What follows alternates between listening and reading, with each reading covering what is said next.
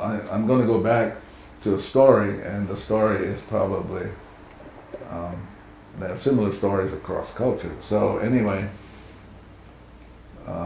this is a Los Angeles story.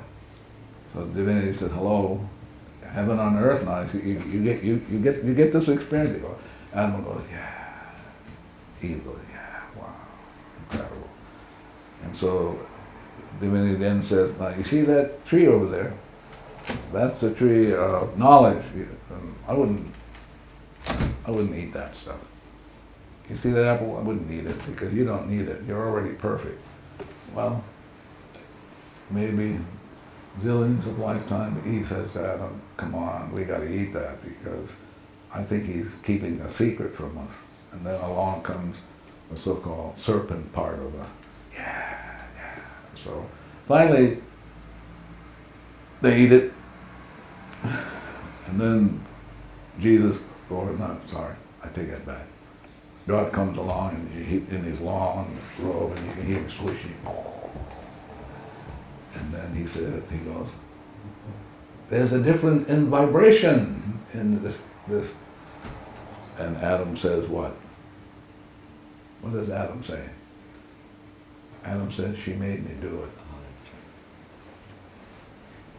She made me do it. And that's the story of women. Abused, neglected, Scapegoated. but she made me do it. And so women end up, for example, with menopause, rage. That's rage. That's the kind of stuff that can be prevented, but that's rage. Menopause is rage? Yep. So I just throw that in, yeah, for good measure. Rage. Prevented by cleaning? Oh yeah, it could be worked on, but you know, it's better to work on it before than wait till towards the end. All of a sudden, it's like, You mean the cessation of menses is rage? Or the symptomology that goes with it? it's rage. This. You're talking about hot flashes and stuff Yeah, like that? it's rage. Symptoms. Yes, the Yeah, symptoms. rage. It isn't, quotes, natural. It's not a natural state. I can't imagine God would create somebody and create you and say, I'm going to make you suffer. I can't imagine that. So where did it come from? Well, it came from she made me do it. So we have a lot of Ho'oponopono. You got more than a lot.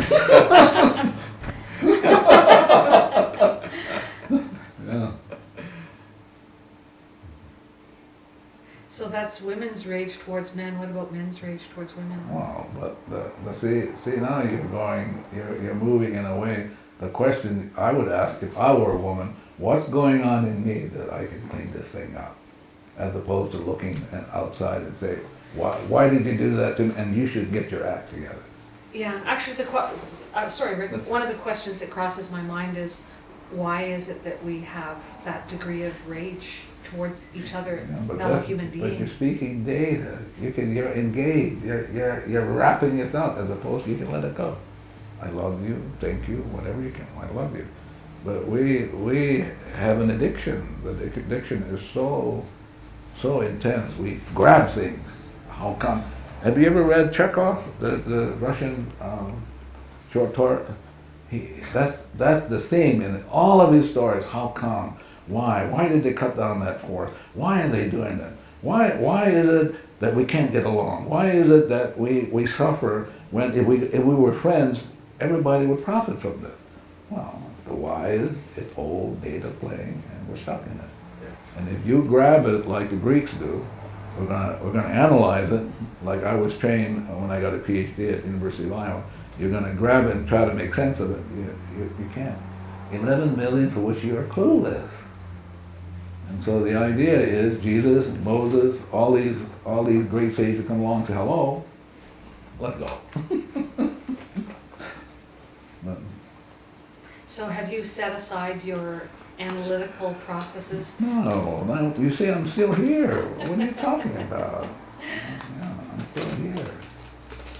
If I had let that all go, I wouldn't be here. You wouldn't be here either.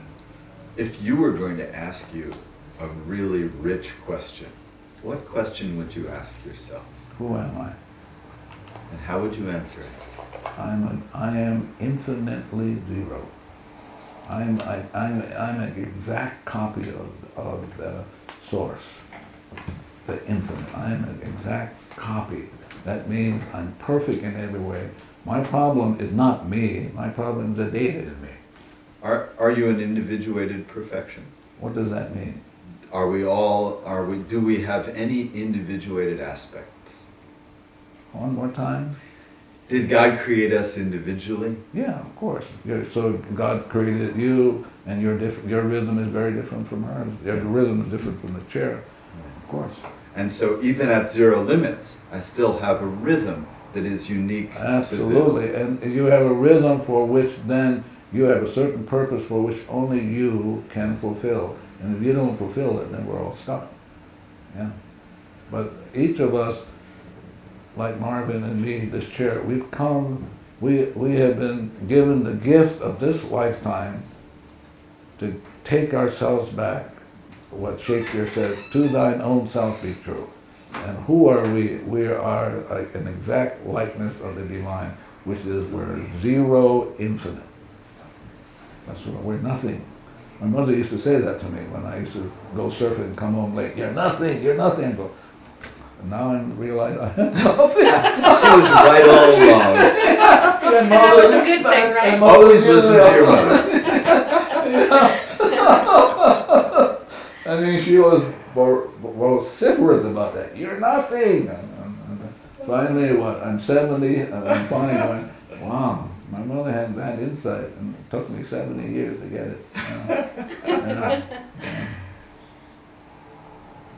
Is this, I know that this is a revised version of Ho'oponopono that you work with, and I'm wondering whether or not the method that existed, and I have a small familiarity with the previous version of Ho'oponopono. Tell me what the previous version is.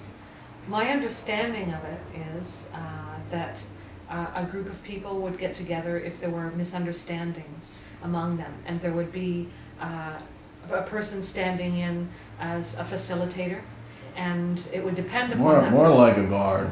Oh, okay. The guard would ensure that a smooth process unfolded so that people would come to some kind of understanding. Yeah.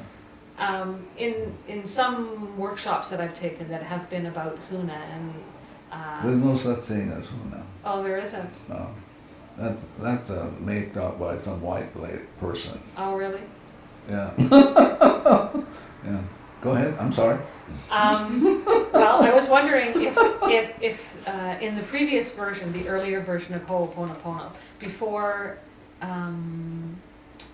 Hawaii was infiltrated by foreigners, Visited by foreigners, Yeah. if you think that perhaps things were different, then Well, if a society evolved that was perhaps more enlightened. listen, if you look at across the culture, across all the cultures that we have in this great village called mankind, you will find only two models, and one model is very rare, and that model is you got to go talk to a guru to get to talk to the divinity, right? Right. This one you can talk directly. You don't need a guru, you don't need a coach, you don't need a master, you don't need any of those.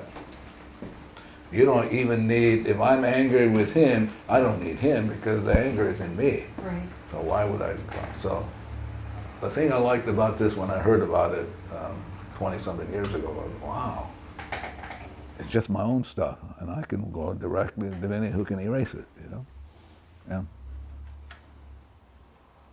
So the Ho'oponopono that we teach, you're on your own, but you got a good coach called God. Yeah. You can talk directly, and only that force in you can erase. There's no guru, there's no master, there's no pope, there's nobody can erase. Only the divinity in you can do that. So I'm going to talk to why should I go to an in-between? A wholesaler.